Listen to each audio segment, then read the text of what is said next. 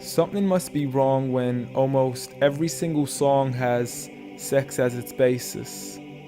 When rap stars get famous after making lyrics that are shameless. When a woman is expected to sleep with a man who doesn't even know what her name is. And when artists are paid to degrade the very women that have made them. To the point they are nothing more than pieces of plastic that we can dispose of once they are no longer attractive. It's sickening and sadistic that this world's become so misogynistic.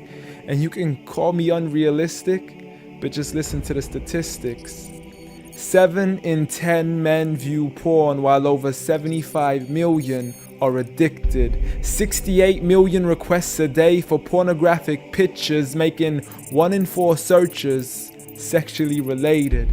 It's like nobody even knew she existed until she got naked, degraded and abused over and over again just to gain millions of views. It's a shame we've subdued to a definition of beauty which is so misconstrued, as we judge each other's looks off of Facebook likes, Instagram pictures to filter off what we really look like. See, we are so obsessed with our outside, we have slowly lost sight of who we really are in real life. I mean, it's sad to see so many teens lose their self-esteem.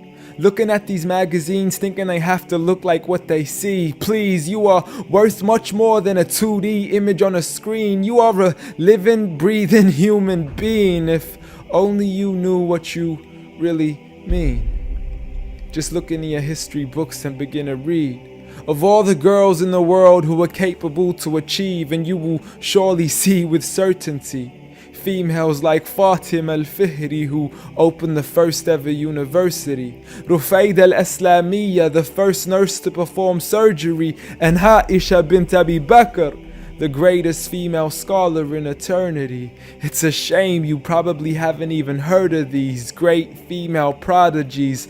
Honestly, we don't need to give up our modesty in order to be successful, for you are worth much more than a commodity that is sexual. You have so much more potential if only you knew your worth. You could be like the greatest of all women to have walked this earth, like Mary, the mother of Jesus, chosen by Allah to be an example for the believers, a woman who stood strong even when she was abused, falsely accused and ridiculed for things she'd never ever do, so it didn't really matter when there was nobody else beside her, for she knew that God was Ar-Razzaq and her ultimate provider, and she had a trust in Him alone. Just like Asiya, the wife of Fir'aun, a woman who was brave and courageous, stood up for what was right and didn't let anybody change this. A woman who was fearless and laughed in the face of death, for she gave up the riches of this life for a palace in the next. Next up, Khadija, the mother of the believers, a wealthy merchant who had nurtured the Prophet for over 25 years, his first wife, the love of his life, and the mother of his kids. She was the first to believe in him when nobody else ever did. She just is, beyond any words that can make you understand. So much so that even Allah sent her His salam. She was grand and Allah assured her, just like her daughter, Fatima, the master of all women in paradise, a woman who would shine so bright she was nicknamed as Zahra, the splendid one with the most generous of hearts, a woman who gave up so much of her food she had no choice but to fast. She would fight on behalf of her father even as a little girl. And such are the examples of the greatest woman in the entire world. And it had nothing to do with how they looked, but for who they truly were.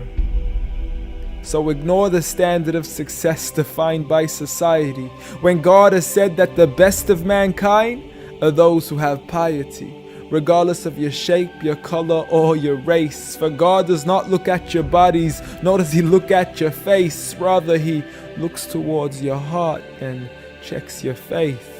So at the end of the day, it doesn't matter what the people say or who they think you are, when you could be like the greatest of all women in the eyes of Allah.